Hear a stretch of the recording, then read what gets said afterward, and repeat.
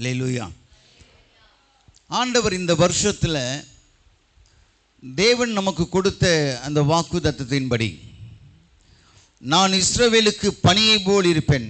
ஓசியா 14:5 நான் இஸ்ரவேலுக்கு பனியை போல் இருப்பேன், அவன் லீபனோனை போல மலருவான். லீலி புஷ்பத்தை போல் அவன் லீலி புஷ்பத்தை போல் மலருவான், லீபனோனை போல வேரூன்றி நிற்பான். அல்லேலூயா. ஆக இதை சார்ந்துதான் இன்றைக்கு ஆண்டவர் நம்மோடு கூட பேச போகிறார். நமக்கு ஆண்டவர் பனியை போல இருப்பது மாத்திரமல்ல, நாம் லீலி புஷ்பத்தை போல மலருவது, நறுமணம் வீசுவது மாத்திரமல்ல, லீபனோனை போல வேரூன்றி, கேதுரு எப்படி வேரூன்றி இருக்கிறதோ அதே போல வேரூன்றி இருப்பது மாத்திரமல்ல, ஆண்டவர் நமக்கு இந்த வருடம் முழுவதும் நன்மையானதையே செய்ய போகிறார். கைகளை தட்டி ஆண்டவரை மகிமைப்படுத்துவோம். ஆகவே அதை தான் சங்கீதக்காரன் அழகா சொல்லுகிறார். உமக்கு பயந்தவர்களுக்கும் மனுபுத்திற்கு முன்பாக உம்மை நம்புகிறவர்களுக்கும் நீர் உண்டு பண்ணி வைத்திருக்கிற உம்முடைய நன்மை. ஆண்டவன் நமக்கென்று நன்மையை ஏற்படுத்தி வைத்திருக்கிறார், நமக்கென்று உண்டு பண்ணி வைத்திருக்கிறார்.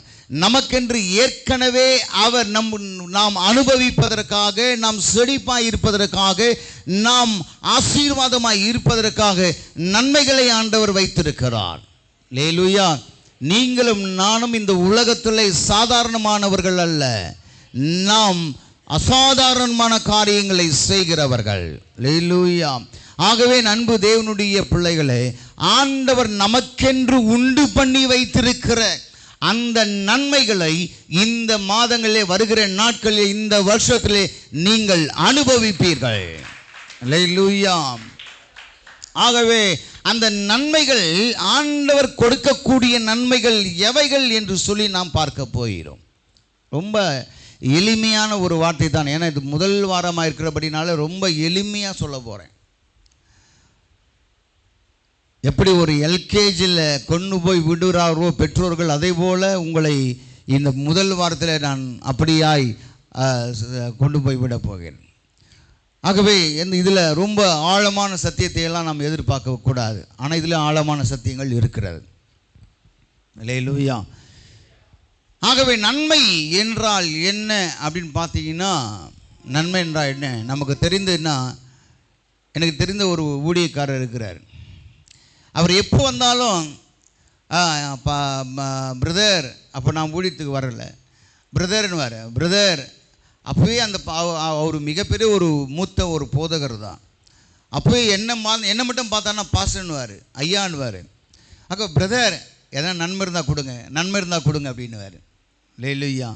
நன்மை இருந்தால் கொடுங்க. எவ்வளோ அவர் பயங்கரமாக கிண்டல் அடித்தாலும், அவரை கேலி பண்ணினாலும், அவரை பார்த்து சிரித்தாலும், ஆனால் அவர்கள் எந்த விதத்திலேயும் மனம் நொந்து போகாதபடிக்கு, அவர் வாயில் தவறான வார்த்தைகள் வராதபடிக்கு, அவருடைய வார்த்தையில் வரக்கூடிய வார்த்தைகள் என்ன தெரியுங்களா, ஆசீர்வாதமான வார்த்தைகள் தான் வரும். அவர் என்ன தான் நாங்கள் சிரிப்போம், வாலிப பிள்ளைகளாச்சு, நாங்கள் 3 பேர் 4 பேர் இருப்போம். 4 பேரும் கல்யாணம் ஆகாத பசங்க. ஆமென். கல்யாணம் ஆகாத பிள்ளைகள். அப்போ கல்யாணம் ஆகாத பிள்ளைகள் எப்படிப்பட்ட வார்த்தைகள் சொல்லி அவர்களை கிண்டல் அடிப்பார்கள் என்று நீங்கள் யோசித்து பாருங்கள். அப்படிப்பட்ட ஒரு சூழ்நிலையை சொன்னாலும் அந்த மனிதன், அந்த தேவ மனிதன் அவருடைய முகத்திலேயோ அவருடைய வாயிலேயோ எந்த விதமான தாறுமானமான வார்த்தைகளோ கோபங்களோ வந்தது கிடையாது. அவர் என்ன சொல்றது தெரியுமா, கடைசியா ஏதாவது நன்மை தான் கொடுங்க. அல்லேலூயா. அப்படியானால் நன்மை என்றால் என்ன? நன்மை என்றால் என்ன? அன்பு தேவனுடைய பிள்ளைகளே, நன்மை என்பது என்ன தெரியுங்களா, பாதுகாப்பை குறிக்கிறது. நன்மை என்பது வாழ்வை குறிக்கிறது. நன்மை என்பது ஈவை குறிக்கிறது, நல்ல ஒரு ஈவை குறிக்கிறது. அல்லேலூயா. நன்மை என்பது ஒரு மகிழ்ச்சி அல்லது லாபம், இப்படி பலவிதமான அர்த்தங்களை கொண்டுதான் நன்மை. அல்லேலூயா. இன்னும் ஒரு விதத்திலே நான் சொல்ல வேண்டுமானால், உதவி என்பது மனிதர்கள் மூலமாய் கிடைப்பது, நன்மை என்பது ஆண்டவரே நமக்கு கொடுக்கக்கூடிய ஒன்று. அல்லேலூயா. ஆகவே தான் 1:17 யாக்கோபில் சொல்லுகிறார், நன்மையான எந்த ஈவும் பூரணமான எந்த வரம் சோதிகளின் பரத்திலிருந்து உண்டாகி. யாக்கோபு 1:17 போடுங்கப்பா. யாக்கோபு 1:17. நன்மையான எந்த ஈவும் பூரணமான எந்த வரமும் பரத்திலிருந்து உண்டாகி சோதிகளின் பிதாவினிடத்திலிருந்து இறங்கி வருகிறது என்று சொல்லப்படுகிறது. அல்லேலூயா. ஆகவே இந்த நன்மையானது எங்கிருந்து வருகிறதாம்? ஆண்டவர் கடந்த நாட்களில் 1ஆம் தேதி ஆராதனையில் நம்மோடு கூட பேசினார். நான் இஸ்ரவேலுக்கு பனியை போல் இருப்பேன். அப்போ ஆகவே அந்த பனி எங்கிருந்து வருகிறது? வானத்திலிருந்து வருகிறது. ஆகவே நன்மை எங்கிருந்து வருகிறது? வானத்திலிருந்து வருகிறது.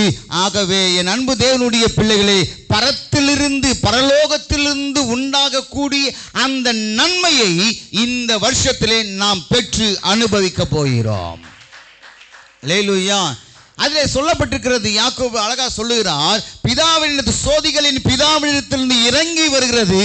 அவரிடத்தில் யாதொரு மாறுதலும் யாதொரு வேற்றுமையின் நிழலும் இல்லை. இந்த மனிதர்கள் செய்யக்கூடிய உதவிகளிலே வேற்றுமை இருக்கும். மனிதர்கள் செய்யக்கூடிய உபகாரங்களிலே மாறுதல் இருக்கும். ஆனால் ஆண்டவர் கொடுக்கக்கூடிய நன்மைகளிலோ எந்தவித மாறுதலும் எந்தவித வேற்றுமையும் எந்தவித பாரபட்சமும் இல்லாமல் சரியா எல்லாருக்கும் சரிசமமாய் கொடுப்பார். அதுதான் நன்மை. அல்லேலூயா. ஆகவே அன்பு தேவனுடைய பிள்ளைகளே, நன்மை என்பது நன்றாய் தெரிந்து கொள்ளுங்கள்.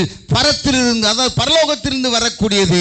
அப்படியானால் பரலோகத்தில் யார் இருக்கிறார்? பிதாவாகிய தேவன் இருக்கிறார், குமாரனாகி கிறிஸ்து இருக்கிறார், அவர் சிங்காசனத்தை வீற்றிருக்கிறார். ஆகவே தான் இதை யாக்கோபு சொல்லுகிறார், பிதாவினிடத்திலிருந்து இறங்கி வருகிறது, அவரிடத்தில் யாதொரு மாறுதலும் இல்லை.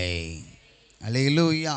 ஆகவே அப்படிப்பட்ட நன்மையை நாம் இந்த வருஷத்தில் அனுபவிக்க போகிறோம். நம்புறவங்கெல்லாம் ஒரு அல்லேலூயா சொல்லுங்க. அல்லேலூயா, அல்லேலூயா. என் அன்பு தேவனுடைய பிள்ளைகளே, ஆண்டவர் அப்படிப்பட்ட நன்மையான காரியங்களை செய்ய போகிறார். 85வது சங்கீதம் 12வது வசனத்தை நான் வாசிக்கிறேன். 85:12. கர்த்தர் நன்மையானதை தருவார், நம்முடைய தேசமும் தன் பலனை கொடுக்கும். அல்லேலூயா. வேதம் சொல்லுகிறது, சங்கீதக்காரன் சொல்லுகிறார், கர்த்தர் நன்மையானதை தருவார். அப்ப எங்கிருந்து தருவார்? பரலோகத்திலிருந்து தருவார். அந்த ஆசீர்வாதம் வேதனையை உண்டு பண்ணவே பண்ணாது. மனிதர்கள் செய்யக்கூடிய ஆசீர்வாதமோ அது வேதனை உண்டு பண்ணும்.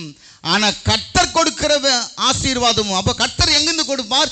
பரத்திலிருந்து கொடுப்பார், பரலோகத்திலிருந்து கொடுப்பார். ஆகவே பரலோகத்திலிருந்து வரக்கூடிய ஆசீர்வாதம் எந்த விதத்திலும் வேதனை இல்லாத ஒரு ஆசீர்வாதம். அல்லேலூயா.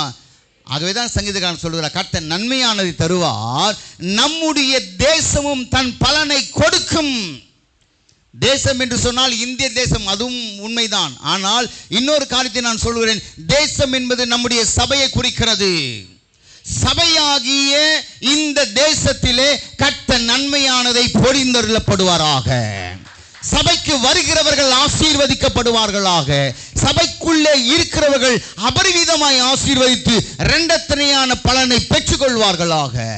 இந்த ஆண்டு எப்படி தான் நடக்கும்? யாரெல்லாம் சபைக்கு சரியாக வருகிறார்களோ, யாரெல்லாம் சபையிலே ஆண்டவரை உண்மையாய் தொழுது கொள்ளுகிறார்களோ, அவர்கள் மேலே கர்த்தருடைய ஆவியானவர் பொழிந்தருளி, வேதம் சொல்லுகிறது, நம்முடைய தேசமும், அதாவது நம்முடைய சபையும் தன் பலனை கொடுக்கும். அல்லேலூயா. சபைக்கு வருகிற பிள்ளைகள் அதற்குரிய பலனை கண்டிப்பாய் அனுபவிப்பார்கள். ஏன் சபைக்கு சாதாரணமாக வருவதில்லை. சபையில யார் இருக்கிறார்? யார் வாசம் பண்ணி கொண்டிருக்கிறாராம்? பிதாவாகிய தேவன், பரிசுத்த ஆவியானவர், குமாரனாகிய கிறிஸ்து வாசம் பண்ணி கொண்டிருக்கிறார். அதை நீங்க கவனத்தில் வச்சுக்கொள்ளுங்க. சபைக்கு வருவதுன்னா ஏதோ ஸ்டீபன் பாஸ்டருக்காக வரணும். இல்லை, பாஸ்டர் தப்பா நினைப்பார், பாஸ்டர் ஐயோ நினைப்பார்.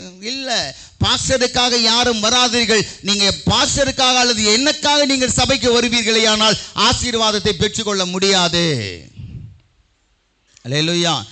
ஆண்டவருக்காக, ஆண்டவருடைய பிரசன்னத்தை அனுபவிப்பதற்காக, தேவனுடைய சமூகத்தை வாஞ்சித்து அனுபவிப்பதற்காக எவரெல்லாம் வருகிறார்களோ அவர்கள் மட்டும்தான் ஆசீர்வதிக்கப்படுவார்கள். அவர்களுக்கு மட்டும்தான் நன்மையான காரியங்களை ஆண்டவர் செய்வார். அல்லேலூயா. ஆகவே நண்பு தேவனுடைய பிள்ளைகளே, நாம் இந்த வருஷத்தில் நன்மையை பெற்றுக்கொள்ள போகிறோம். இன்னொரு வசனத்தை நீங்க வாசுங்க. எரேமியா 31:14 சொல்லப்பட்டிருக்கிறது. எரேமியா 31:14, ஆசாரியர்களின் ஆத்துமாவை கொடுமையானவைகளினால் பூரிப்பாக்குவேன், என் ஜனங்கள் நான் அளிக்கும் நன்மையினால் திருப்தி ஆவார்கள். கைகளை தட்டி ஆண்டவரை மகிமைப்படுத்துவோமா? ஆண்டவர் கொடுக்கிற ஆசீர்வாதம் என்பது ஒரு மனுஷனை திருப்திப்படுத்தும். மனிதர்கள் கொடுக்கிற உதவியோ ஒரு நாளும் திருப்திப்படுத்தாது. அது அந்த நேரத்துக்கு வேண்டுமானால் உதவியா இருக்குமே ஒழிய ஒரு நாளும் அது திருப்திப்படுத்தாது. ஆகவே ஆண்டவருடைய நன்மைகள் மட்டும்தான் ஒரு மனுஷனை திருப்திப்படுத்தும். அல்லேலூயா. தீர்க்கன் அழகா சொல்றார், ஆசாரியர்களின் ஆத்துமாவை கொழுமையானவையினால் பூரிப்பாக்குவேன். கவனிங்க, எனக்கு பாருங்க, என் ஜனங்கள் நான் அளிக்கும் நன்மையால் திருப்தி ஆவார்கள். அப்ப கர்த்தர் கொடுக்கக்கூடிய ஆசீர்வாதம் என்பது அந்த ஆசீர்வாதத்தை எவராலும் பறிக்க முடியாது. பிசாசானவன் எவ்வளவோ சோத்திரம் கங்கணம் கட்டி அந்த ஆசீர்வாதத்தை பறிப்பதற்காக அவன் வகை தேடுவான். அப்படிப்பட்ட வகையிலே நாம் சிக்கிக் கொள்ளாதபடிக்கு ஜாக்கிரதையா இந்த வருஷத்தில் நாம் ஆண்டவர் கொடுக்கிற நன்மைகளை பாதுகாத்துக் கொள்வோம். அல்லேலூயா. கர்த்தர் கொடுக்கிற நன்மைகள் என்ன? ஒரு விசேஷித்தமான ஒன்று. அது சாதாரணமாக அசட்டை பண்ணாதீங்க. தேவன் கொடுக்கிற நன்மைகள் என்பது அதில் ஒரு விசேஷித்த தன்மை உண்டு. அந்த விசேஷ தன்மையை நாம் இழந்து போகாதபடிக்கு ஜாக்கிரதையை அதை நாம் பற்றி கொள்வோம். அல்லேலூயா, அல்லேலூயா. மத்தேயு 4ஆம் அதிகாரம் 23ஆம் வசனத்திலிருந்து நான் ஒரு சில வசனங்களை வாசிக்கிறேன், கவனிங்கள். மத்தேயு 4:23. நன்மையான காரியங்களை தருவார். ஆகவே நன்மை என்பது என்ன என்று சொன்னேன்? லாபம் அல்லது பாதுகாப்பு அல்லது சாதகமான ஒரு சூழ்நிலை, நித்திய ஜீவன் தான் ரொம்ப முக்கியம். அதில் சுகம், பாதுகாப்பு என்று சொல்லி பல காரியங்களில் சொல்லப்பட்டிருக்கிறது. எல்லா காரியத்தையும் பூர்த்தி செய்யக்கூடிய ஒரு காரியங்கள் தான் நன்மைகள் என்று சொல்லப்பட்டிருக்கிறது. இதில் ஒரு உதாரணமாக நான் சொல்லுகிறேன். மத்தேயு எழுதின நற்செய்தி நூல் மார்க்கு 5ஆம் அதிகாரம், மார்க்கு 5ஆம் அதிகாரத்தில் ஒரு சம்பவம் சொல்லப்பட்டிருக்கிறது. 27வது வசனத்தை நான் வாசிக்கிறேன். இயேசுவை குறித்து கேள்விப்பட்டு, நான் அவருடைய வஸ்திரத்தை ஆகிலும் தொட்டால் சொஸ்தமாவேன் என்று சொல்லி ஜனக்கூட்டத்துக்குள் அவருக்கு பின்னாக வந்து அவருடைய வஸ்திரத்தை தொட்டால் உடனே அவளுடைய உதரத்தின் ஊரல் நின்று போயிற்று. அந்த வேதனை நீங்கி ஆரோக்கியம் அடைந்ததை அவள் தன் சரீரத்திலே உணர்ந்தாள் என்று சொல்லப்படுது. இது கவனிங்க, நல்லா கவனிங்க. பெரும்பாடுள்ள ஸ்ரீ மிகவும் வேதனைப்பட்டு கொண்டிருக்கக்கூடிய ஒரு சூழ்நிலை. அவள் அநேக வைத்தியர்களினாலே 25வது வசனம் சொல்லப்பட்டிருக்கிறது. அவள் அநேக வைத்தியர்களால் மிகவும் வருத்தப்பட்டு தனக்கு உண்டானவைகளை எல்லாம் செலவழித்தும் சற்றாயிலும் குணமடையாமல் அதிக வருத்தப்படுகிற பொழுது என்று சொல்லப்படுகிறது.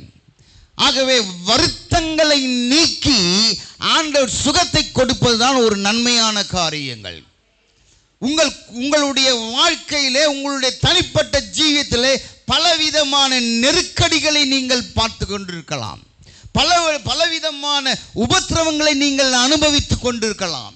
அப்படிப்பட்ட உபத்திரவங்கள், வியாகுலங்கள் இருக்கக்கூடிய ஒரு நிலையிலே அந்த வியாகுலங்கள் மாறி ஒரு விடுதலை நீங்கள் பெறுகிறீர்கள் என்று சொன்னால் அதுதான் தேவன் கொடுக்கிற ஒரு மாபெரும் ஒரு நன்மை. அல்லேலூயா. இந்த ஸ்திரீ அவள் பெரும்பாடுள்ளவளாயிருந்தாள். அவளுடைய உதிரப்போக்கு நிற்கவே இல்லை. மெலிந்து போன ஒரு சூழ்நிலை. அவருடைய வாழ்க்கையை நீங்கள் பார்த்தீங்கன்னா, நம்ம சொல்லுவோம் பார்த்தீங்களா, ஐயோ வாழ்க்கை படாபடுத்துது அப்படின்னு சொல்லுவாங்க நிறைய பேர், பார்த்தீங்களா? அப்போ படாபடுத்தக்கூடிய ஒரு வாழ்க்கையில் ஒரு மாபெரும் ஒரு விடுதலை பெற்றுக்கொண்டால் அதில் இருக்கக்கூடிய ஒரு திருப்தி, அதில் இருக்கக்கூடிய ஒரு சந்தோஷம், அதில் இருக்கக்கூடிய ஒரு விடுதலை இருக்கிறது பாருங்களேன், அதுதான் நன்மை. அல்லேலூயா. அவளுடைய நிலைமை என்ன? அப்படிப்பட்டவள் தீட்டா தீட்டா எண்ணப்படுவாள். அந்த தீட்டா எண்ணப்படுகிறவள் ஜனக்கூட்டத்துக்குள்ளே வரக்கூடாது. அப்படிப்பட்ட ஒரு சூழ்நிலையிலேயும் இயேசுவை குறித்து கேள்விப்படுகிறாள். இயேசுவை குறித்து கேள்விப்பட்டு அவள் சொல்லுகிற ஒரு காரியம் என்ன தெரியுமா? நான் எப்படியாவது அவரிடத்துல போய் சொல்ல முடியாது. ஏன்னா பெண்களுக்குரிய ஒரு வியாதி, அதை எப்படி நான் ஒரு ஆண்களிடத்தில் ஒரு புருஷனிடத்தில் நான் சொல்ல முடியும்? ஆகவே நான் சொல்ல மாட்டேன், எனக்கு வெட்கமாக இருக்கிறது.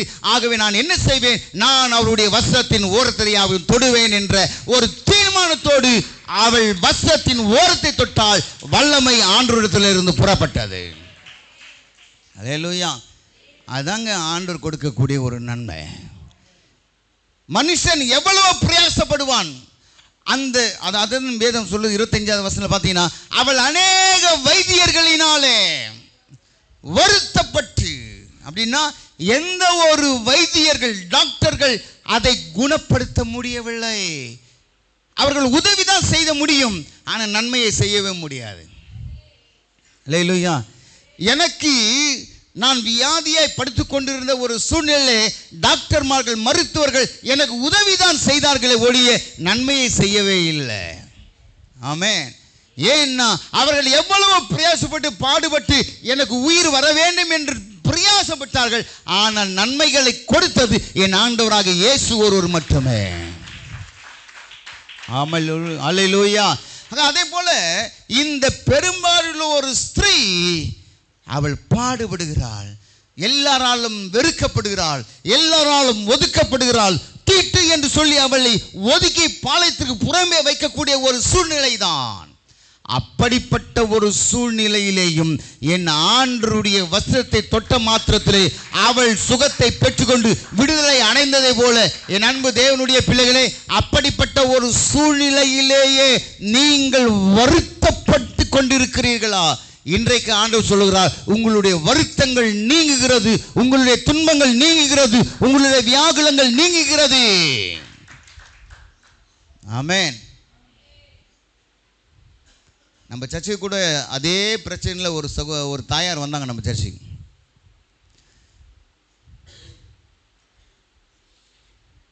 ரத்தப்போக்கு போயிட்டே இருக்கோம், யூரின் போயிட்டே இருக்கோம். ஆண்டவர் கிருபையாக ஜெபம் பண்ணி ஆண்டவர் அவங்களுக்கு சுகத்தை கொடுத்தார். ஆமென். ஆரம்ப நாட்களில் சபையில் அநேக அற்புதங்கள் நடந்தது. Price the Lord. இன்றைக்கு ஆண்டவர் மீண்டும் அப்படிப்பட்ட ஒரு அற்புதங்களை நடக்க வைக்கிறார். ஆமென். யாரெல்லாம் சுகவீனமாக இருக்கிறீங்களோ ஆண்டவர் சுகத்தை கொடுக்க போகிறார். யாரெல்லாம் பலவீனமாக இருக்கிறீர்களோ ஆண்டவர் நிச்சயமாக பலத்தை கொடுக்க போகிறார். இன்றைக்கு நான் சொல்லுகிறேன், யாரெல்லாம் சோத்திரம் கர்ப்பம் தரிக்கப்படவில்லையோ இந்த ஆண்டு நிச்சயமாக கர்ப்பம் தரிக்கப்பட போகிறது. இதுதான் நன்மை. ஆமென். ஆண்டவர் நன்மை செய்யணும், நன்மை செய்யணும். கர்த்தர் நன்மையானவர்களை செய்வார். இந்த பெரும்பாடு உள்ள ஸ்ரீ, அவளை குறித்து சொல்லப்பட்டிருக்கிறது. தொடர்ந்து நான் வாசிக்கிறேன். உடனே அவளுடைய உதரத்தின் ஊரில் நின்று போயிட்டு 29ஆம் வசனம், அந்த வேதனை நீங்கி ஆரோக்கியம் அடைந்ததை அவள் தன் சரீரத்தில் உணர்ந்தாள். 30ஆம் வசனம், உடனே இயேசு தம்மில் இருந்து வல்லமை புறப்பட்டதை தமக்குள் அறிந்து ஜனக்கூட்டத்துக்குள்ளே திரும்பி என் வஸ்திரங்களை தொட்டது யார் என்று கேட்டார். அல்லேலூயா. உடனே நம்ம ஆளுங்க சும்மா இருப்பாங்களா? யாரு? சீஷர்கள். அவங்க என்ன சொன்னாங்க? ஆண்டவரே, சீஷர்கள் நோக்கி, அவருடைய சீஷர்கள் அவரை நோக்கி, திரளான ஜனங்கள் உம்மை நெருக்கி கொண்டிருக்கிறதை நீர் கண்டும். அல்லேலூயா. அழகா சொல்றாங்க பார்த்தீங்களா? இவ்வளோ பேர் இருக்காங்க, நீங்க பார்த்துட்டு இருக்கீங்க, இது கூட தெரியுதா உங்களுக்கு? யார் என்ன தொட்டது என்று கேட்கிறீர்களே என்று சீஷர்கள் கேட்டா அதை குறித்து கண்டுக்கவே இல்லை. அல்லேலூயா. அப்போ தேவையில்லாத வார்த்தைகளை எல்லாம் ஆண்டவர் இந்த காதில் ஏற்றுக்கொள்ளவே மாட்டார். கையில் தட்டி ஆண்டவர் மையப்படுத்துங்க. அற்புதங்கள் நடைபெறணும்னா, நன்மையான காரியங்கள் நடைபெறணும்னா தேவையில்லாத வார்த்தைகளை செவிகளை கேட்டு அதை உள்ளே போட்டு எதையும் நாம் குழப்பிக் கொண்டிராதபடிக்கு நாம் எதையுமே காதில் வாங்காம ஆண்டவர் என்ன தான், அவருடைய திட்டம் என்ன, அவர் சித்தம் என்னன்னா அவர் அப்படியே நோக்கி பார்க்கிறார். அல்லேலூயா. 32 போடுப்பா. அவர் இதை செய்தவளை காணும்படிக்கு அவர் சுற்றிலும் பார்க்கிறார். ஆமென்.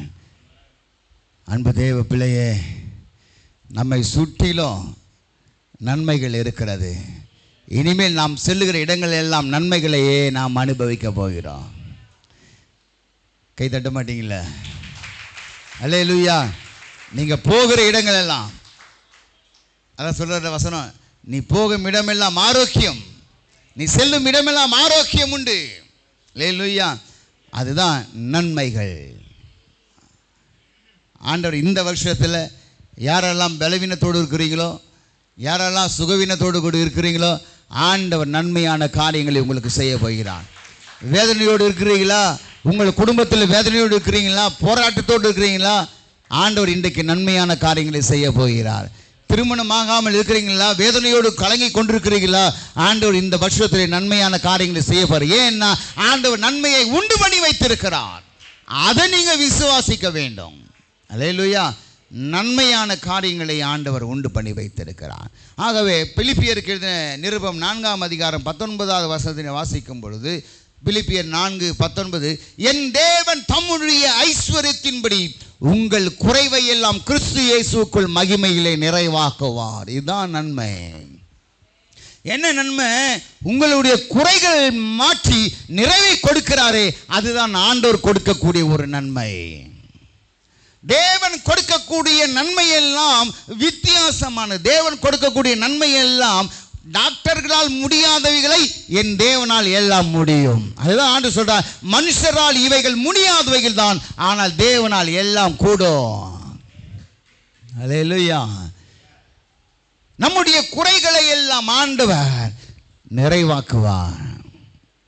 அல்லேலூயா. நீதிமொழிகள் 10ஆம் அதிகாரம் 28வது வசனத்தை வாசி. நீதிமொழிகள் 10:28 வாசிக்கும் போது, நீதிமான்களின் நம்பிக்கை மகிழ்ச்சியாக்கும்.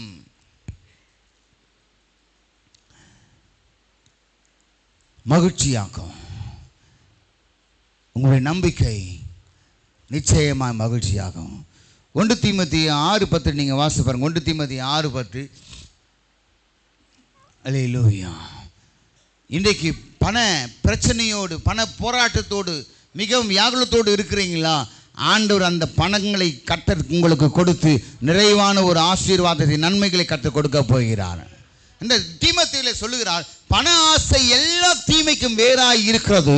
சிலர் அதை ஈச்சித்து விசுவாசத்தை விட்டு வடுவி அநேக வேதனைகளால் தங்களை உருவ குத்தி கொண்டிருக்கிறார்கள். ஏன்னா அது பிலிப்பியர் 4:19 நாம் வாசித்தோம், என் தேவன் தம்முடைய ஐஸ்வர்யத்தின்படி. ஆமென். உங்களுக்கு எது தேவை என்பதை ஆண்டவர் அறிந்திருக்கிறார். ஒருவேளை பணத்தில் பற்றாக்குறையாக இருக்கிறீங்களா, அல்லது செல்வத்தில் குறைவாக இருக்கிறீர்களா, அல்லது வீடு இல்லாமல் மிகவும் அவதிப்பட்டு கொண்டிருக்கிறீர்களா? என் ஆண்டவருக்கு எல்லாம் தெரியும். ஏற்ற நேரத்தில் கர்த்தர் மழையை வர்ஷிக்க பண்ணி, ஏற்ற நேரத்தில் கர்த்தர் சகாயம் செய்ய வல்லமை உடையவராக இருக்கிறார். அல்லேலூயா. அதான் ஆண்டவருடைய வார்த்தை சொல்கிறது. அப்போஸ்தலனாகிய பவுல் சொல்லுகிறார், என் தேவன் தம்முடைய ஐஸ்வர்யத்தின்படி உங்கள் குறைவுகளை எல்லாம் நிறைவாக்குவார். அல்லேலூயா. இன்னைக்கு பண பிரச்சனையோடு, கடன் பிரச்சனையோடு, மிக மனக்குழப்பத்தோடு, மன போராட்டத்தோடு இன்றைக்கு இருக்கிற என் அன்பு தேவனுடைய பிள்ளைகளே, உங்களுடைய குறைவுகளை என் ஆண்டவர் நிச்சயமாய் நிறைவேற்றுவார். இதை நீங்க விசுவாசிக்கணும். இதை விசுவாசிக்காம அவிசுவாசப்பட்டு நாம் விசுவாசத்தை விட்டு விலகி போகக்கூடாது. ஆண்டவர் பேரிலே எப்போதும் குறை பேசிக்கொண்டு நாம் இருப்போமானால் அதை விட பரிதபிக்கப்படத்தக்கவர்கள் வேற யாரும் இருக்க முடியாது. அல்லேலூயா. நாம் என்ன செய்யணும்? ஆண்டவர் கொடுத்திருக்கக்கூடிய வார்த்தைகள், ஆண்டவர் கொடுத்திருக்கக்கூடிய வாக்குத்தத்தங்கள், ஆண்டவர் பேசக்கூடிய வசனங்கள் எல்லாமே ஆண்டவர் அதை வாயினாலே அறிக்கையிட்டு நாம் ஜெபிக்கிறவர்களாக இருக்கும் பொழுது தேவன் அப்படிப்பட்ட ஒரு காரியங்களை செய்வார். ஆகவே நன்மை என்றால் என்ன? ஒரு சில வசனங்களை மட்டும் நான் வாசித்து நான் துரிதமாய் நான் கடந்து செல்ல விரும்புகிறேன். சங்கீதங்களின் புத்தகம் 133:1 சொல்லப்பட்டிருக்கிறது. சங்கீதங்களின் புத்தகம் 133:1 சொல்லப்படுகிறது, இதோ சகோதரர்கள் ஒருமித்து வாசம் பண்ணுகிறது, எத்தனை நன்மையும் எத்தனை இன்பமுமானது. அல்லேலூயா. ஆகவே நன்மை என்பது என்ன? அதாவது சகோதரர்கள், சபை மக்கள், நம்முடைய இனஜன பந்துக்கள் எல்லாருமே ஒருமித்து வாசம் பண்ணினாலே அதுவே ஆண்டவருடைய பார்வையில் நன்மையாயிருக்கிறது. ஆமென். வராதே? அல்லேலூயா. நீதிமொழிகள் 11ஆம் அதிகாரம் 17வது வசனம். நீதிமொழிகள் 11:17. தயவுள்ள மனுஷன் தன் ஆத்துமாவுக்கு நன்மை செய்து கொள்ளுகிறான், கடூரனோ தன் உடலை அலைகழிக்கிறான். அல்லேலூயா. அப்ப கவனிங்க, நன்மை என்றால் என்னன்னா, எந்த ஒரு மனுஷன் தயை செய்கிறானோ, தயை ஒரு நன்மைங்க. ஆமென். தயை ஒரு நன்மை. அதுதான் இங்கே சாலமோன் ஞானி அழகா சொல்றார், தயவுள்ள மனுஷன் தன் ஆத்துமாவுக்கு நன்மை செய்து கொள்ளுகிறான். உனக்குள்ளே தயை இருக்கிறதா? அப்படிப்பட்ட சுபாவம் இருக்கிறதா? தயை உள்ள ஒரு குணம், அப்படிப்பட்ட ஒரு சிந்தை இருக்குமானால் நாம் தான் நன்மை செய்கிறவர்கள். 13:2 நீதிமொழிகள் 13:2 நாம் வாசிக்கிறோம். 13:2 மனுஷன் தன் வாயின் பலனால் நன்மையை புசிப்பான். கவனிங்க, என்ன சொல்லுகிறார் சாலமோன் ஞானி? மனுஷன் தன் வாயின் பலனால். அப்போ நாம் பேசுகிற வார்த்தைகள், நாம் பேசுகிற நன்மையான காரியங்கள், அதுதான் ஆண்டவர் விரும்பக்கூடிய ஒரு காரியங்கள். அல்லேலூயா. அப்ப நன்மைகளை வாயில் வார்த்தைனா நம்முடைய வாயிலிருந்து வரக்கூடிய வார்த்தைகள் சரியா இருக்கணும். அப்ப சரியா இருந்தா அதுவே ஒரு நன்மையாய் மாறுகிறது. அல்லேலூயா. அதான் ஆண்டு வச்சுக்கிறார், மரணமும் ஜீவனும் நாவின் அதிகாரத்தில் இருக்கிறது. ஏன் ஆண்டு சொல்றார்? நாம் எதை அறிக்கையிடுகிறோமோ, நாம் எதை ஸ்தோத்திரம் அறிக்கையிட்டு ஆண்டவரை நோக்கி சொல்லுகிறோமோ அதுதான் நம்முடைய வாழ்க்கையில் நிறைவேறும். ஆமென். ஒரு பழமொழி உண்டு, நுழலும் தன் வாயால் கெடும். அப்படிங்களா? அப்படின்னா நாம் நிறைய பேர் கெட்டு போவது காரணம் எதுன்னா வாய் தான். யாரால் கேட்டேன்? என் நோரால் கேட்டேன் அப்படின்னும் வசம். இதெல்லாம் பழமொழி. அப்போ என்னென்னா கெடுறது எது? சங்கீதக்காரன் சொல்கிறாரு, அந்த வசந்த போடுப்பா, வசந்த நான் இன்னொரு வசம் சொல்கிறதுக்கு மாற்றாத, என் முகத்தை நான் வேணா பார்க்க வேணாம். ஆமென். அல்லேலூயா. மனுஷன் தன் வாயின் பலனால். அப்போ வாயின் பலனா என்ன? நம் வாயிலிருந்து புறப்படுகிற வார்த்தைகள் நன்மையான வார்த்தைகளாக இருக்கணும். நம் வாயிலிருந்து புறப்படுகிற வார்த்தைகள் மற்ற நபர்களை சோத்திரம் காயம் கட்டுகிறதா இருக்க வேண்டுமே ஒழிய காயத்தை உண்டாக்கக்கூடியதா இருக்கக்கூடாது. அப்படிப்பட்ட வார்த்தைகள் தான் உங்களுடைய வாழ்க்கையில் நன்மையை கொண்டு வரும். அல்லேலூயா. நன்மை கொண்டு வரும். துரோகிகளின் ஆத்துமாவோ கொடுமையை புசிக்கும். அல்லேலூயா. அடுத்தது சங்கீதம் 25:4 சொல்லப்பட்டிருக்கிறது. 25:4 கர்த்தாவே, உம்முடைய வழிகளை எனக்கு தெரிவியும், உம்முடைய பாதைகளை எனக்கு போதித்தருளும். அல்லேலூயா. அல்லேலூயா. ஸ்தோத்திரம். ஆகவே நண்பு தேவனுடைய பிள்ளைகளே,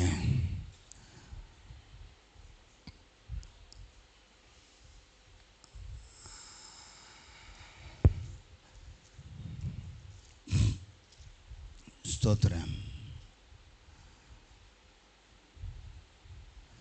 125:4 கர்த்தாவே, நல்லவர்களுக்கும் இருதயத்தில் செம்மையானவர்களுக்கும் நன்மை செய்யும். அல்லேலூயா. இப்போ யாருக்கு ஆண்டவர் நன்மைகளை செய்வார்? இருதயத்தில் செம்மையானவர்களுக்கு நன்மைகளை செய்வார். அல்லேலூயா. அல்லேலூயா. என் அன்பு தேவனுடைய பிள்ளைகளே, கர்த்தர் கொடுக்கக்கூடிய ஆசீர்வாதம் அது மிகப்பெரிய ஒரு ஆசீர்வாதம். அந்த ஆசீர்வாதத்தை இந்த வருஷத்தில் நாம் சுதந்திரித்து கொள்ள போகிறோம். அல்லேலூயா. ஒரு சில காரியங்களை நான் சொல்லி துரிதமாய் நான் கடந்து செல்ல விரும்புகிறேன். யாருக்கு தேவன் நன்மைகளை செய்வார்? எப்படிப்பட்டவர்களுக்கு ஆண்டவர் நன்மைகளை செய்வார்? அப்போ நன்மை என்றால் என்ன? பாதுகாப்பு, செழிப்பு, ஆசீர்வாதம், ஒரு நிறைவான ஒரு பலனை உண்டாக்கக்கூடியவைகள், கடைசியில் நித்திய ஜீவன். ஆமென். இப்படிப்பட்ட நன்மைகள் இது இது எங்கிருந்து வரும்? பரலோகத்திலிருந்து வரும். யார் கொடுப்பது? பிதா கொடுப்பார். அல்லேலூயா. ஆக இந்த கீழே இருந்து செய்யப்படுகிற அத்தனையும் உதவிகள், மேலிருந்து வருகிற அத்தனையும் நன்மைகள். அல்லேலூயா. ஆகவே தான் நம்ம ஆண்டவரை குறித்து சொல்லுகிறது, கர்த்தர் இந்த உலகத்தில் அவர் எப்படி சுற்றி திரிந்தாராம்? நன்மை செய்கிறவர். அப்போஸ்தலர் 10:37 அவர் நன்மை செய்கிறவராய் சுற்றி திரிந்தார். அல்லேலூயா. அந்த செய்த நன்மைகளை ஒன்றுதான் அந்த பெரும்பாடுள்ள ஸ்திரியை குறித்து நாம் பார்த்தோம். கவனிங்க. ஆக இப்பொழுது ஒரு சில காரியங்களை நேரத்திற்கு ஏற்ற போல நான் சொல்லி இந்த வருஷத்துலேருந்து ஒரு முடிவு எடுத்துருக்கிறேன். 10 மணிக்குள்ளே கண்டிப்பாக முடிச்சிடணும்னு நினைக்கிறேன். ஆமென். அதனால தான் கொஞ்சம் சீக்கிரமாக போயிட்டுருக்கோம், கொஞ்சம் சீக்கிரமாக பேசுகிறேன். அதனால் நீங்கள் இனிமேல் யாருக்காவது சொல்லணும்னா ஹஸ்பண்ட் என்ன வந்தோன்னா கரெக்டாக வந்துடுங்க. எங்கள் பாஸ் இந்த வருஷம் திருந்திட்டாரு, மனம் திரும்பிட்டாரு, 10 மணிக்கெலாம் கரெக்டாக முடிச்சுவார். ஆமென். வந்து வெயிட் பண்ண வேண்டிய அவசியம் இல்லை. 10 ஆச்சுன்னா கரெக்டாக வந்துடுங்க. அப்படி ஒரு 10 நிமிஷம் கிரேஸ் சொல்லி கொடுத்துருங்க. அல்லேலூயா. அதனால் இன்றைக்கி சீக்கிரமாக முடிப்பேன். அதான் நீங்கள் சீக்கிரம் வந்துடணும். யார் யார் எழுதி கொடுத்துருங்க இன்னும் பார்க்கல, இன்னும் அந்த பொக்கிஷ திறக்கலை இன்னும். நான் யாரெல்லாம் நான் எழுதி கொடுத்துறீங்க?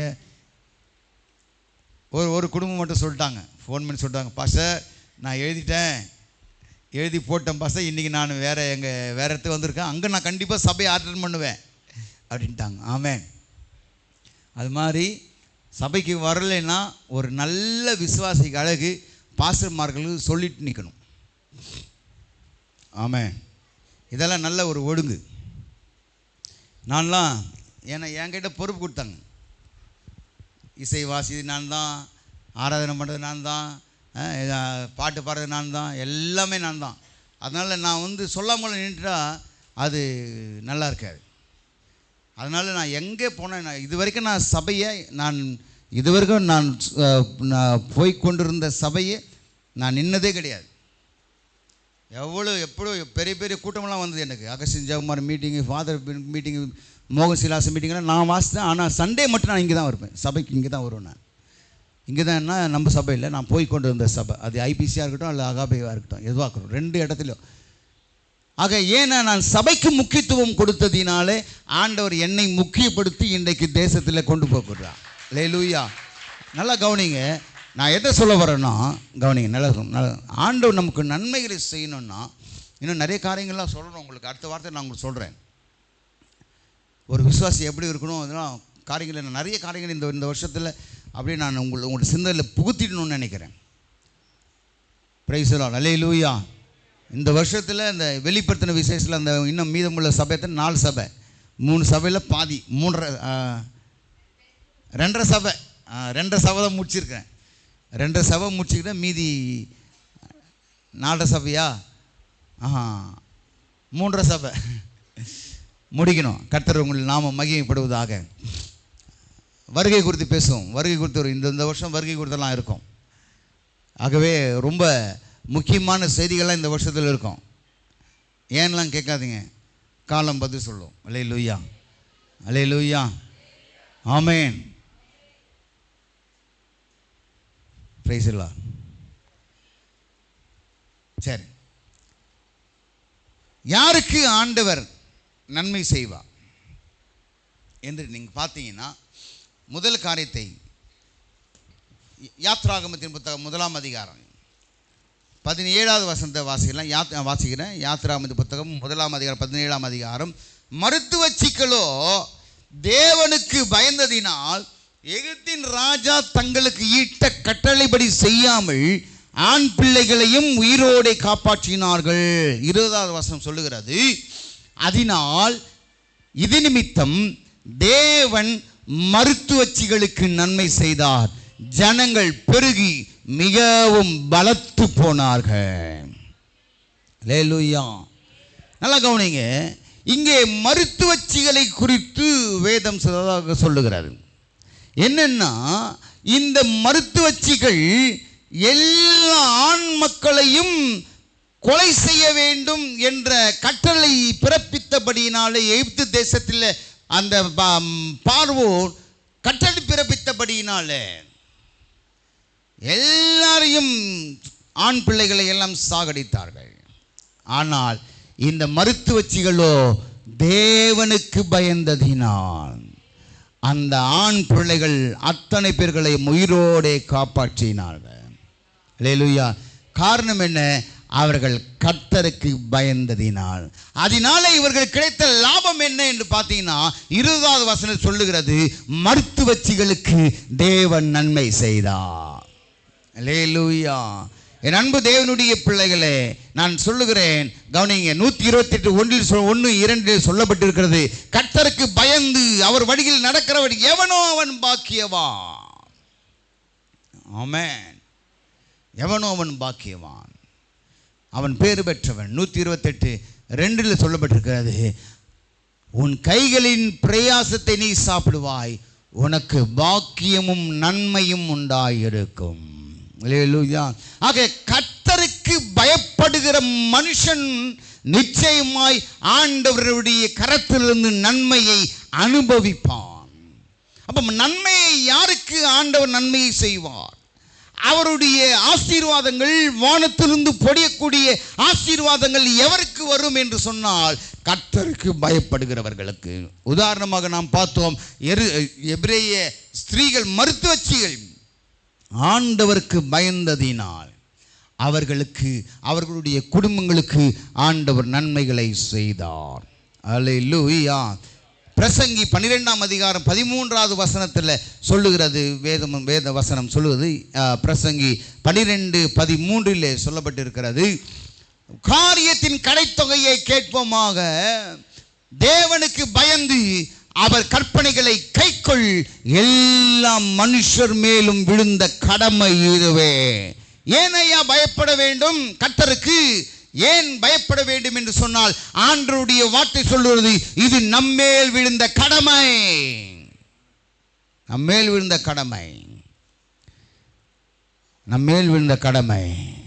அப்போ ஒவ்வொரு நபர்களுடைய அல்லது ஒவ்வொரு மனிதர்களுடைய கடமை என்ன? யாருக்கு பயப்படுகிறோமோ இல்லையோ, உங்களையும் என்னையும் உருவாக்கின என் ஆண்டவருக்கு பயப்பட வேண்டும். அல்லேலூயா. இரண்டாவது ஒரு வார்த்தை சொல்லுகிறது, வாசித்து பார்க்கலாம். ஏசாயா தீர்க்கதரிசன புத்தகம் 11:3 வசனத்தை நான் வாசிக்கிறேன். ஏசாயா தீர்க்கதரிசன புத்தகம் 11:3 கர்த்தருக்கு பயப்படுதல் அவருக்கு உகந்த வாசனையாயிருக்கும். ஏன் கர்த்தருக்கு பயப்படணும்னா, அது நம் மேல் விழுந்த கடமை. நாம் ஏன் கர்த்தருக்கு பயப்பட வேண்டும் என்று சொன்னால், அதுதான் நமக்கு உகந்த வாசனை. நாம் கர்த்தருக்கு பயப்படுகிறோமா? நாம் கர்த்தருடைய வார்த்தையின்படி நடக்கிறோமா? கீழுள்ள வசனம் வாசிக்க போறேன், அப்பதான் நமக்கு தெரியும் எத்தனை பேர் கர்த்தருக்கு பயப்படுறோம்னா. எல்லாம் கை தூக்குவோம், எல்லாம் கை தூக்குவோம். ஆனால் யாரெல்லாம் கர்த்தருக்கு பயப்படுகிறவர்கள் என்கிற ஒரு சில காரியங்களை மட்டும் நான் சொல்லி நான் முடிக்க விரும்புகிறேன். அப்போ கவனிங்க, கர்த்தருக்கு ஏன் நாம் பயப்பட வேண்டும் என்று சொன்னால், அது நம்மேல் விழுந்த கடமை என்று பிரசங்கில சாலமோன் ஞானியாக சொல்றார். இரண்டாவதாக, ஏன் நாம் பயப்பட வேண்டுமாம்? கர்த்தருக்கு பயப்படுவதுதான் உகந்த வாசனையாக இருக்கிறது, அவருக்கு பிரியமான, அவருக்கு ஏற்ற ஒரு வாசனையாக இருக்கிறது. Price the Lord. ஆதியாகமம் 22:18 வாசிக்கலாம். உபாகமம் 10:13. உபாகமம் 10:13 சீக்கிரம் போடுங்க. உபாகமம் 10:13. நான் இன்று உனக்கு கற்பிக்கிற கர்த்தருடைய கற்பனைகளையும் அவருடைய கட்டளைகளையும் உனக்கு நன்மை உண்டாகும்படி கை கொள்ள வேண்டும் என்பதே அல்லாமல் வேறு எதை உன் தேவனாக கர்த்தர் உன்னிடத்தில் கேட்கிறான். அல்லேலூயா. அப்போ நல்லா கவனிங்க சகோதரா, சகோதரி, தம்பி, தங்கச்சி, நல்லா கவனிங்க. உங்களுக்கு தான் ஆண்டவர் பேசுகிறார். ஒரு மனிதனுக்கு நன்மை உண்டாக வேண்டுமானால், நன்மை எங்கிருந்து வருகிறது? பரத்திலிருந்து வருகிறது. யார் கொடுப்பது? பிதா பிதாவாகிய தேவன் கொடுக்கிறார். ஆக பிதாவாகிய தேவன் பரலோகத்திலிருந்து கொடுக்கக்கூடிய அந்த நன்மைகளை ஆண்டு அனுபவிக்க வேண்டுமானால் நாம் என்ன செய்ய வேண்டும்? அவர் நியமித்திருக்கிற அல்லது அவர் கற்பித்திருக்கிற அந்த கட்டளைகளையும் கற்பனைகளையும் கை கொள்ள வேண்டும். வேத வசனங்கள் அன்றைக்கு இருந்தது தோரா, ஆமென். இன்னைக்கு இருப்பது வேதாகம், பரிசுத்த வேதாகமம். Price the Lord. அன்னைக்கு மோசேயினுடைய பிரமாணத்தை கடைபிடித்தார்கள் மனிதர்கள், இஸ்ரவேல் ஜனங்கள். இன்றைக்கும் அதை தான் கடைபிடித்துக் கொண்டிருக்கிறார்கள். ஆனால் நாமோ தோராவை கடைபிடிக்கவில்லை, பரிசுத்த வேதாகமத்தை, புதிய ஏற்பாட்டை நாம் கடைபிடிக்கிறோம். ஆமென். ஆனால் தோராவை நாம் ஒதுக்கல, அதை ஆண்டவர் நிறைவேற்றி விட்டார். ஆண்டவர் நிறைவேற்றி விட்டார். ஆகவே நாம் அதிக அழுத்தம் கொடுத்து கடைபிடிக்க வேண்டிய ஒரு காரியம் புதிய ஏற்பாட்டில் சொல்லப்பட்ட வசனங்கள் மட்டும்தான். இதெல்லாம் நிழலாட்டமாக இருக்கிறது. கவனிங்க.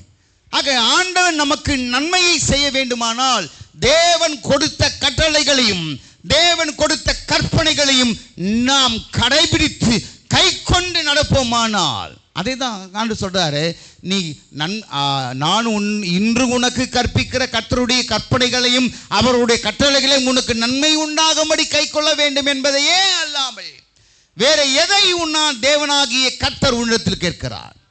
ஐயா, எதமா கேட்கிறார்? உங்களிடத்துல பணத்தை கேட்கிறாரா? பொருளை கேட்கிறாரா? இல்லவே இல்லை. நீங்க வாழ்வடைய வேண்டுமானால், நீங்கள் சுகித்திருக்க வேண்டுமானால், நீங்கள் இந்த உலகத்தில் சம்போகமாய், அதாவது மகிழ்ச்சியோடு வாழ வேண்டுமானால் நீங்கள் என்ன செய்ய வேண்டும்? கர்த்தருடைய கட்டளைகளை நீங்கள் கடைபிடித்து நடக்க வேண்டும். அவருடைய வசனத்தை கடைபிடித்து நடக்க வேண்டும். அப்பொழுதுதான் உங்களுக்கு நன்மை உண்டாகும். அல்லேலூயா. கவனிங்க. இப்போ இன்னொரு காரியத்தை நான் சொல்லி கடந்து செல்கிறேன். லேவியர் ஆகமம் 19ஆம் அதிகாரம் 32வது வசனத்தை நான் வாசிக்கிறேன். லேவியர் ஆகமம் 19:32. நரத்தவனுக்கு முன்பாக எழுந்து, பயம் என்றால், கர்த்தருக்கு பயப்படுகிற பயம் என்றால் என்ன என்பதை குறித்து நான் உங்களுக்கு சொல்லுகிறேன். என்ன பாருங்க, என்ன காணுங்க, எழுதிட்டு என்ன பாருங்க, நான் சும்மா செய்கிறேன். நோட்டில் எழுதிட்டு, வாலி பசங்கம்மா, இந்த வருஷத்துலேருந்து வாலி பிள்ளைங்க எல்லாம் நீங்கள் பெண்ணு நோட்டு வச்சு எழுதணும். மெயின் எல்லாருமே எழுதணும். அது உங்களுக்கு சோத்திரம் நன்மை உண்டாகும். Price the Lord. நன்மை உண்டாகும். எல்லாரும் பெண்கள் ஆண்கள் யாராக்கும் பெரியவங்க சின்னவங்க எல்லாரும் எழுதணும். ஏன்னா நான் இது ஏன் சொல்கிறேன், நானும் செய்தி கொடுக்கக்கூடிய எல்லா பாஸ்டர்களுடைய எல்லா குறிப்பும் கண்டிப்பாக எழுதுவேன். அதை தான் அதை சொல்கிறேன். கவனிங்க, அது உங்களுக்கு ஃப்யூச்சரில் ரொம்ப பிரயோஜனமாக இருக்கும். நம்முடைய ஊழியத்தில் சவுந்தர் இருந்தார், மரிச்சிட்டார். உண்மையாகவே நல்ல ஒரு உண்மையான மனுஷன், ஆண்டவருக்கு பயந்த ஒரு மனுஷன். கடம்பத்தூர் ஊழியத்தை முதல்ல அவர்கிட்ட தான் கொடுத்தோம். அவர் என்ன செய்வார் தெரியுமா?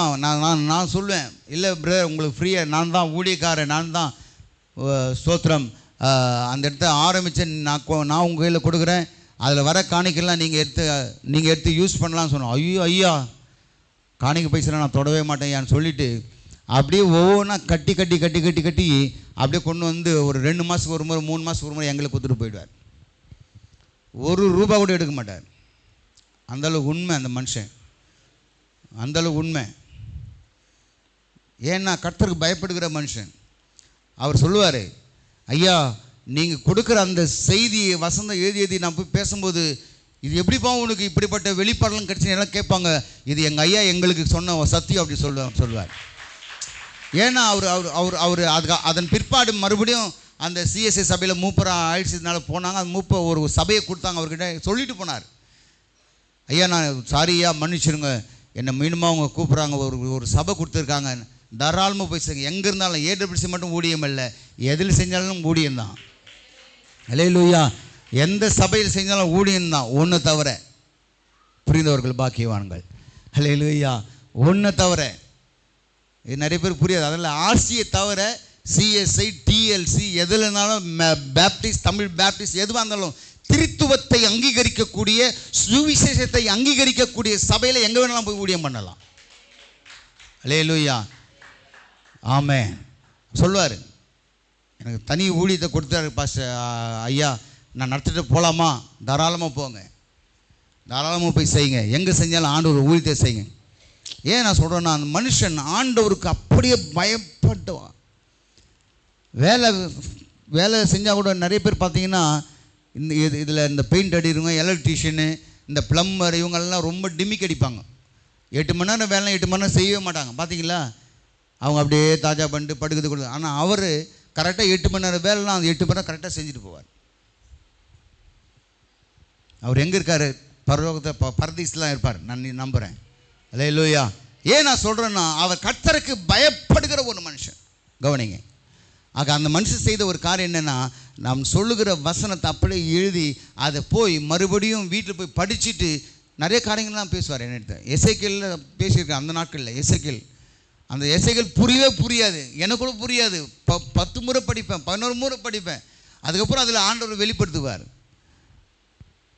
கவனிங்கம்மா, சகோதரனே கவனிங்க. நான் எதுக்காக சொல்கிறேன்னா, நான் சொல்லக்கூடிய வார்த்தைகள் நீங்கள் அப்படியே எழுதி அதை போய் வீட்டு போய் ரீகால் பண்ணி பாருங்களேன், நீங்கள் ஆசீர்வதிக்கப்படுவீங்க. ஆமென். கவனிங்க. கர்த்தருக்கு பயப்படுதல் என்றால் என்ன? அதுதான் இங்கே லேவியராகமத்தில் வசனம் சொல்லுகிறது. நரத்தமனுக்கு முன்பாக எழுந்து முதிர் வயது உள்ளவன் முகத்தை கனம் பண்ணி உன் தேவனுக்கு பயப்படுவாயாக. அப்ப தேவனுக்கு கர்த்தருக்கு பயப்படுகிற பயம் என்பது என்ன? முதியவர்களை கனப்படுத்த வேண்டும். முதியவர்களை கனப்படுத்தணும். கனப்படுத்தாத யாரும் நீங்கள் தேவனுக்கு பயப்படுகிறவர்களே அல்ல. எங்க அப்பா என்ன வளர்த்தாருங்க. நான் நல்ல அப்பா அம்மா, நல்ல பெற்றோர்களுக்கு நான் வளர்ந்தேன். யார் வந்தாலும் சரி, அவன் இந்துவோ முஸ்லீமோ, அவருடைய நண்பர்கள் யார் வீட்டுக்கு வந்தாலும் நாங்கள் என்ன செய்யணும்னா, அப்படி எழும்பி போய் ஸ்தோத்திரம் பண்ணணும். வணக்கம் பண்ணக்கூடாது, ஸ்தோத்திரம் பண்ணணும். அப்படி ஸ்தோத்திரம் பண்ணலைன்னா அச்சு பிச்சிருவார் எங்கள் 4 பேரையும். ஆமென். அப்படின்னா அர்த்தம் என்ன? பெரியவர்கள் யார் ஒருவர் வந்தாலும் அவர்களை கனப்படுத்த வேண்டிய காரியங்களிலே பெற்றோர்களாக இருக்கிற நீங்கள் ஒத்துழைப்பு கொடுக்கணும். அல்லேலூயா. அதுதான் கர்த்தருக்கு பயப்படுகிற பயம். ஒரு சில வீடுகளை நான் போகும்போது பாருங்களேன், சின்ன பசங்க வந்தால் கூட பாஸ்டர் வராரு இல்லை பெரியவங்க வராங்கன்னு எழுந்து ஸ்தோத்திரம் பண்ணுன்றது தெரியாது. ஏன்னா அப்படிப்பட்ட பெற்றோர்களால் அவர்கள் வளர்க்கப்படவில்லை. ஆமென். அப்படியே மொபைல் வச்சு நான் ஆடின அப்படியே உட்காருவோம். ஸ்தோத்திரம் பண்ணாலும் பண்ண மாட்டாங்க. நல்லா கவனிங்க பெற்றோர்களே, உங்கள் பிள்ளைகளை எப்படி நீங்கள் வளர்க்கிறீர்களோ பின் நாட்களில் அப்படிதான் அந்த பிள்ளைகளும் இருப்பார்கள். யாராக இருக்கட்டும், வயது, அதான் வேதம் சொல்லு, நரத்தவனுக்கு முன்பாக எழுந்து. எங்கள் அப்பா பெரியவங்க யாருன்னா வந்தால் சேரில் உட்காந்து உதைப்பார். சின்ன பசங்க உட்காந்து உதைப்பார். இன்னைக்கு மரியாதையே கிடையாது. ஆமாம், இன்னைக்கு மரியாதையே கிடையாது. நாம் நிற்போம், அவங்க உட்காந்துருப்பாங்க. கவனிமா, உங்களுக்கு தான் பேசிகிட்டு இருக்கேன். நாம் நிற்போம், ஆனால் பிள்ளைகள் உட்காந்துட்டு இருப்பாங்க. நல்லா கவனிச்சுங்க. வசனம் சொல்கிறது, நரத்தமனுக்கு முன்பாக எழுந்து முதிது வயது உள்ளவன் முகத்தை கனம் பண்ணி.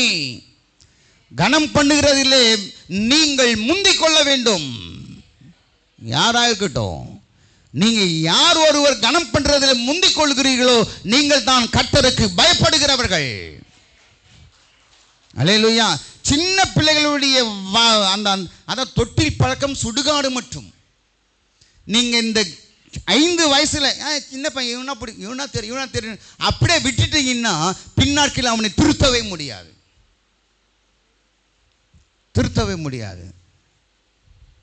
என் பெரிய பையனை நான் அப்படி தான் வளர்த்தேன். யார்? என் அண்ணன் பையன் ஆகாஷ். சபையில் எழுந்து போகவே மாட்டான். சின்ன வயசாமல் சபையில் எழுந்து போக மாட்டான். கிதன் பஸ் வச்சுலாம் வளர்த்தேன். என் பக்கத்தை உட்காருப்பேன். அப்படி எழுதுனா அப்படி நறுக்குன்னு கிள்ளுவேன். அப்படின்னுவான். அதோட அமைதியாகிடுமா. எழுந்திரிச்சு போகவே மாட்டான். ஆமென். அப்படிப்பட்ட ஒரு நிலையிலே எந்த பிள்ளைகளை நீங்கள் வளர்க்கிறீர்களோ அந்த பிள்ளைகள் பின் நாட்களிலே ஆசீர்வாதமாக இருக்கும். இது சின்ன பிள்ளை, இது குழந்தை, இது 1 வயசு தான், இதை 8 மாசம் தான் சொன்னா, அந்த 8 மாசம் நீ எதை ஊட்டி வளர்க்கிறாயோ அதுதான் பின்னாட்களில் இருக்கும். அல்லேலூயா. பிள்ளைகளை வளர்க்கிற அன்பு பெற்றோர்களே, நீங்கள் சரியா உங்கள் பிள்ளைகளை வளருங்கள். இப்ப எப்படி 5 விளையாதது 50 விளையாது. ஆமென். சின்ன வயசில் நீங்கள் எதை கற்றுக் கொடுக்கிறீர்களோ அதுதான் ரொம்ப முக்கியம், ரொம்ப முக்கியம், ரொம்ப முக்கியம். அன்பு தேவனுடைய பிள்ளைகளே, பிள்ளைகளுக்கு இன்னொரு வகுப்பு எடுக்கணும் கண்டிப்பாக. ஆமென். பெற்றோர்கள் கோச்சிக்கூடாது, உங்களுக்கு நன்மைக்காக தான் நான் சொல்கிறேன். அதனால் வாலிப பருவம் அடைந்து விட்ட பிள்ளைகள் படுத்துகிற பாடுகளின் நிமித்தமாக இன்றைக்கு எத்தனையோ பெற்றோர்கள் கண்ணை விட்டு கதறி அழுது கொண்டிருக்கிறார்கள். ஏன் காரணம் என்ன?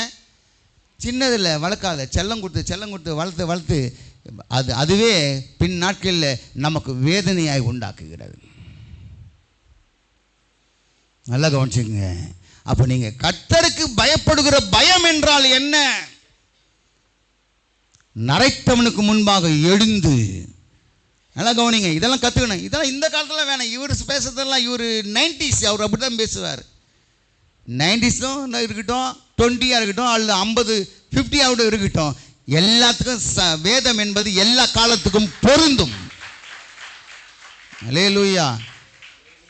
90s இருந்தக்கூடிய நாட்களில் இருந்த கட்டுப்பாடுகள், ஒழுக்கங்கள் இன்னைக்கு இருக்கா? ஆமென். உதாரணம் ஒன்று எடுத்துக்கிங்களேன். பெண் பார்க்க போவோம். இப்போ நான் மாப்பிள்ளை பார்க்கும்போது பெண்ணுங்கள்லாம் கீழே உட்காந்தாங்க. அல்லேலூயா. பெண் பார்க்க போகும்போது மாப்பிள்ளை சேரில் உட்காராங்க, பெண் எவங்க உட்காராங்க? நீங்கள் எப்படி? சரி, கல்யாணம் ஆகணுங்க சொல்லுங்கள். நீங்கள் எப்படி? நீங்களாம் எங்கே உட்காந்தீங்க? இவங்களாம் வேணாம், இவங்களாம் சேரில் உட்காந்துருப்பாங்க. மேலே பின்னாடி சொல்லுங்க பார்க்கலாம். கீழே உட்காந்தீங்க. நீங்கள் நம்ம செல்லுமே சிஸ்டர் கீழே உட்காந்து, நீங்கள் சும்மா சிஸ்டர் ஓரமாக நின்னீங்களா? ஆனால் இப்போ சேரில் உட்காந்து விட பரவாயில்லைங்க, இப்படி உட்காராங்க, இப்படி ஆட்டுறாங்க. வேற நான் பார்த்தேன்.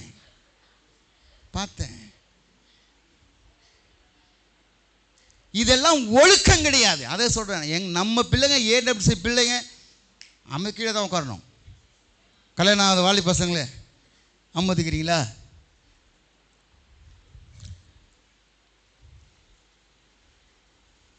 இதெல்லாம் ஒழுக்கங்கள், இதெல்லாம் கட்டுப்பாடுகள், குடும்ப கட்டுப்பாடுகள். அல்லேலூயா. இன்ன வரைக்கும் எல்லா சகோதரிகளும் நான் வந்தால் யாருக்கு சேரில் உட்கார மாட்டாங்க. ஆமே, எவ்வளோ பெரியவங்களா இருந்தாலும் அப்படி நின்று தான் இருப்பாங்க. இல்லை அம்மா உட்கார பண்ண, இல்லை. இதெல்லாம் ஒழுக்கங்கள். கவனிங்க, நல்லா கவனிங்க. கர்த்தருக்கு பயப்படுதல் என்றால் என்ன? இதெல்லாம் ஒழுக்கம். ஏன் சொல்கிறேன்னா, இதை செய்தால் தான் நீ கர்த்தருக்கு பயப்படுவாய். அல்லேலூயா. ஆக வேதம் சொல்லுகிறது என்னன்னா, 19:32 நரைத்தவனுக்கு முன்பதாக எழுந்து முதிர் வயதுள்ளவன் முகத்தை கனம் பண்ணி உன் தேவனுக்கு பயப்படுவாயாக. அல்லேலூயா, அல்லேலூயா. 2வது வசனம் மட்டும் வாசம் முடிச்சுறேன், டைம் ஆயிடுச்சு. 25:17 லேவியராகமம் 25:17 லேவியராகமம் 25:17 உங்களில் ஒருவனும் பிறனுக்கு அநியாயம் செய்யக்கூடாது, உன் தேவனுக்கு பயப்பட வேண்டும், நான் உங்கள் தேவனாகிய கர்த்தர். கர்த்தருக்கு பயப்படுகிறாய் என்பதை எதனாலே அறிந்து கொள்ள முடியுமா? பிறனுக்கு நீங்கள் அநியாயம் செய்யக்கூடாது. அப்ப பிறன் என்பவன் யார்? தேவையோடு கூட இருக்கிறவன். பிறன் என்பவன் யார்? நீங்கள் வசிக்கிற இடம், நாம் செல்லுகிற சபை, நாம் கூடுகிற இடங்கள், அத்தனை பேர்களும் கூடுகிற அந்த சகோதரனோ சகோதரியோ யாராய் இருந்தாலும் அவனுக்கு நீங்கள் அநியாயம் செய்தால் நீங்கள் கர்த்தருக்கு பயப்படுகிறவர்கள் அல்ல. அல்லேலூயா. இன்னைக்கு அநியாயம் செய்து கொண்டிருக்கிறார்கள், தூஷணமாய் பேசிக் கொண்டிருக்கிறார்கள். இன்னைக்கு ஸ்தோத்திரம், தேவன் விரும்பாத காரியங்களை தன் நாவினால பேசி மற்றவர்களை துன்பப்படுத்தி கொண்டிருக்கிறார்கள். அப்படிப்பட்டவர்கள் எவரும் கர்த்தருக்கு பயப்படுகிற பயம் அவர்களுக்குள்ளே இல்லை. நேரம் அதிகமாக சொல்ல முடிச்சிடுறேன். 36வது வசனம், அதில் 36வது வசனம், 36வது வசனம் 25:36. நீ அவன் கையில் வட்டியாவது பொலிசையாவது வாங்காமல் உன் தேவனுக்கு பயந்து உன் சகோதரன் உன்னோடு பிழைக்கும்படி செய்வாயாக. அப்ப கர்த்தருக்கு பயப்படுகிற மனுஷனாய் இருப்பாயானால் நீ வட்டிக்கு விடக்கூடாது. ஆமென். நீ பொலிசை வாங்கக்கூடாது. இது நிமித்தமாக உன்னுடைய சந்ததி அதனுடைய ஆசீர்வாதத்தை இழந்துவிடும். அல்லேலூயா. யாராவது வட்டி விட்டுட்டு வட்டி அந்த சாப்பிட்டு இருந்தோம்னா கண்டிப்பா நிச்சயமாய் ஆண்டவருக்கு நீங்கள் பயப்படுகிற பயம் உங்களுக்குள்ள இல்லை. சங்கீதக்காரன் சொல்ல, தன் பணத்தை வட்டிக்கு கொடாமலும். அல்லேலூயா, அல்லேலூயா. ஆகவே அன்பு தேவனுடைய பிள்ளைகளே, நாம் வட்டியாவது பொலிசையாவது, பொலிசை லஞ்சம், வட்டியும் வாங்கக்கூடாது லஞ்சமும் வாங்கக்கூடாது. ஆமென். அப்படி வாங்காமல் இருந்தால்தான் நீங்கள் கர்த்தருக்கு பயப்படுகிறவர்கள். கைத்தட்டி ஆண்டவரை மகிமைப்படுத்துங்க, பேசாதீங்க, கைவிட்டு. அல்லேலூயா. ஆகவே கர்த்தருக்கு பயப்படுகிற மனுஷனுக்கு நன்மை செய்வான். எபிரேய மருத்துவச்சிகள் கர்த்தருக்கு பயந்ததினாலே அவருடைய குடும்பங்களை தழைத்தோங்க செய்தது போல, நன்மை செய்தது போல, இன்றைக்கு உங்களுடைய வாழ்க்கையிலும் நம்முடைய குடும்பங்களிலும் ஆண்டவர் நன்மையானதை செய்வார். அல்லேலூயா, அல்லேலூயா. அப்போ கர்த்தருக்கு பயப்படுகிற பயம் என்றால் என்னன்றது நான் சொன்னேன். இன்னொரு காரியத்தை நான் சொல்லி நான் முடிக்க விரும்புகிறேன். கர்த்தருக்கு பயப்படுகிற பயம் என்ன தெரியுங்களா? நமக்கு எது விருப்பமோ அதை ஆண்டவருக்கு விட்டு கொடுப்பது. அல்லேலூயா. அப்ப நம்முடைய விருப்பங்கள் எல்லாம் நாம் செய்வோமானால் அப்ப கர்த்தருக்கு பயப்படுகிற பயம் இல்லை. ஆமென். எனக்கு ஜீன் பேண்ட் போடணும்னு ஆசை தான். ஆனால் என்றைக்கு நான் ஆண்டவரை ஏற்றுக்கொண்டு ஆண்டவர் ஊழியத்துக்கு வந்தேனோ அன்றைக்கு நான் ஜீன் பேண்ட் போடுறதை விட்டுட்டேன். என்னுடைய பழக்கம். ஏன்னா என் ஊழியக்காரர்கள், என்னுடைய போதகர்கள் ஜீன் பேண்ட் கிறிஸ்தவ நீ போடக்கூடாதுன்னு சொல்லிட்டாங்க, அதனால் நான் போடுறதில்லை. என்னுடைய ஊழியக்காரர்கள் எதை சொன்னார்களோ அதை நான் என்னுடைய வாழ்க்கையில் செய்தேன். என் விருப்பப்படி நடப்பதில்லை. நானும் காலேஜில் படித்தேன் தான், அதுவும் கோ எஜுகேஷன். மாநில கல்லூரி என்பது சும்மா பயங்கரமான காலேஜ். ரொம்ப இயற்கை, அப்படியே என்னது கடற்கரை பீச் எதிர்க்கவே அமைந்த ஒரு காலேஜ் சென்னை மாநில கல்லூரி. என் கிளாஸில் பொம்பளை பிள்ளைங்களாம் இருந்தது. ஆனாலும் ஆண்டவருடைய அந்த சோத்திரம், அந்த வசனத்தை, அந்த கற்பனைகளை என் போதகர்மார்கள் எனக்கு சொல்லிக் கொடுத்ததை நான் எங்கே காலேஜை போய் கூட விடவே இல்லை. காலேஜை போய் கூட விடலைங்க. அல்லேலூயா, அல்லேலூயா. என் அன்பு தேவனுடைய பிள்ளைகளே, என் அன்பு தேவ ஜனமே, நீங்கள் ஆண்டவருக்கு பயந்து அப்படின்னா உங்களுடைய விருப்பத்தை நிறைவேற்றும்படி எதையும் செய்யாதீங்க. ஆண்டவருடைய விருப்பம் நிறைவேறணும். நம்முடைய விருப்பத்தை ஒதுக்கி ஆண்டவருடைய விருப்பத்தை நிறைவேற்றுகிறவர்கள் தான் கர்த்தருக்கு பயப்படுகிற பயத்தை உடையவர்கள். அல்லேலூயா. என்ன ஐபிசியில் தான் கேட்பாங்க. எங்களை ஐபிசியில் ஊழியக்கார ஆனாலும் என்ன தெரியுமா, இன்னே பண்ணக்கூடாது. அக்கா தெரியும், இன்னும் பண்ண. ஏன் இன்னும் பண்ணக்கூடாதுன்னா இந்த ஜிப்பு தெரியுமா, இன் பண்ணால் ஊழியக்காரனுக்கு ஜிப்பு தெரியக்கூடாது. அல்லேலூயா. அவ்வளோ கட்டுப்பாடுகள். ஏன்னா அப்போ சொல்லுவாங்க, அந்த ஊழியக்காரருக்கு சொல்லுவாங்க, உனக்கு இன் பண்ணுவது, அதாவது வெள்ளை எட்டு விடுவதற்கே மனசு வரல, நீ எப்படி ஆண்டவருக்கு பிரியமாக இருப்ப கேட்பாங்க. ஆண்டவருக்காக நீ இதை கூட வெறுக்க முடியாதா? மீசையை தரணும், ஆண்டவருக்காக மீசை விட முடியாதா? இன்னைக்கு நம்ம என்ன பண்ண முடியே விடுறதுக்கு இல்லை. அல்லேலூயா. கட்டிங்க பயங்கரமாக இருக்கு. ஆமென். ஏன்னா ஆண்டவருக்காக, இதெல்லாம் ஆண்டவர் விரும்பாத காரியங்கள், ஆண்டவர் விரும்புகிற காரியங்களை நாம் செய்யாமல் ஆண்டவர் விரும்பாத காரியங்களை செய்கிறோம். ஏன்னா ரோமரில் சொல்லப்படுகிறது, நான் விரும்புகிற நன்மையை செய்யாமல் விரும்பாத நன்மையை செய்கிறேன். ஏனென்றால் எனக்குள் இருக்கக்கூடிய பாவமே அப்படி செய்கிறது. எனக்குள் இருக்கக்கூடிய பாவமே அப்படி செய்கிறது. எனக்கு ஒரு இடல் உண்டாக்குனா அதை நான் எடுத்து போட்டுக்கணும். அல்லேலூயா. என் அன்பு தேவனுடைய பிள்ளைகளே, ஏன்னா முதல் 5 நிமிஷம் ஆயிடுச்சு, அதான் நான் முடிச்சிடறேன். இது ரொம்ப ஆண்டவர் வார்த்தைகளை கொடுத்துட்டே இருக்கிறாரு. கர்த்தருடைய நாம் மையப்படுத்த எல்லாம் ஜெபம் பண்ணலாம். எல்லாம் முழங்கால் படிடுவோம். எல்லாம் முழங்கால் படிடுவோம். ஆண்டவரே நன்றி சகோதரர், தொடர்ந்து இதனுடைய காரியங்களை ஆண்டவர் உங்களோடு கூட பேசுகிறார். எல்லாம் முழங்கால் படிடுங்க. ஆண்டவரே உமக்கு ஸ்தோத்திரம். நல்ல பிதாவே, இந்த நல்ல வேலைக்காய் உமக்கு நன்றி செலுத்துகிறோம். இம்மட்டுமா நீர் பேசின வார்த்தைகளுக்காய் ஸ்தோத்திரம்.